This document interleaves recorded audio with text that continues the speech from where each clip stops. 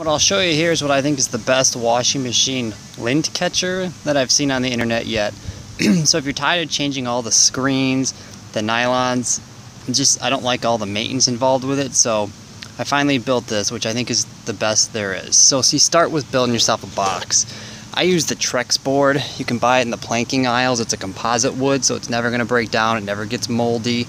And you're going to want to cut yourself a frame, actually 2 frames, a top half and a bottom half. And the nice thing is you can make this fully customizable to whatever the utility sink is that you have next to you. So I built mine to make up about half of the utility sink.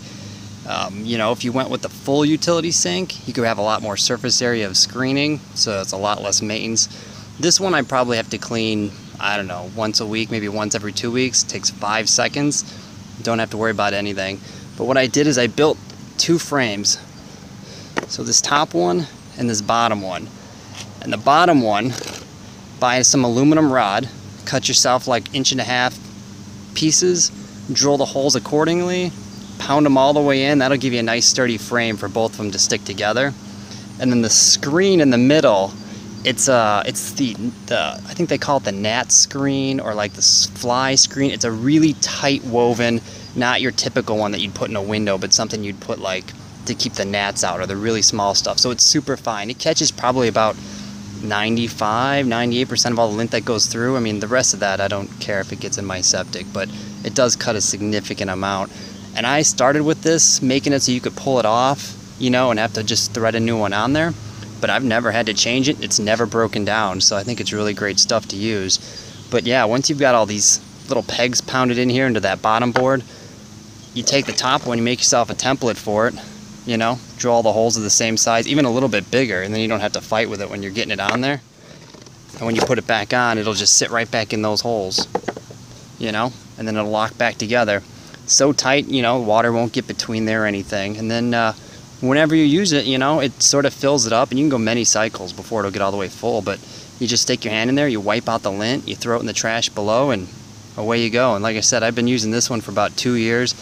Never really done anything with it. Quick scoop with the hand, you're done with the lint. I'll take another video within my utility sink so you can kind of see what space it takes up. But like I said, if you want to make it bigger, use a bigger piece of screening, you could go even longer. I actually even tried double up the screen to see if it would do a better job of filtering, and it does a lot better job. The problem is you're going to catch lint between the 2 layers of screen, and that's so annoying because you're not going to be able to get it out unless you take the whole thing apart, remove the top screen to clean out the second screen. So really, I mean, it's far better than the stuff you're going to get in the store with those metal meshes and stuff like that, and a lot less maintenance. So I think if you're looking for something that's really good, I think you should try making one of these. It's a little more expensive, obviously, because these Trex boards aren't cheap, but you do it once, you'll never do it again. Here it's in the utility sink. I forgot to mention, if you're not going to put it right over the drain, you're going to want to cut out like a little section of one side. Otherwise, you're going to get a bunch of water trapped underneath because it sits pretty flat. I've moved mine over the drain, so I sort of don't need this, but keep that in mind. But sort of put it there. You can see mine takes up about half. Like I said, if you want to do the whole thing, I mean, screen the whole thing, you'll last even longer. And you just take your discharge hose. I just tied a weight to mine, but you could put like a strap or anything else on there to keep it attached to the corner.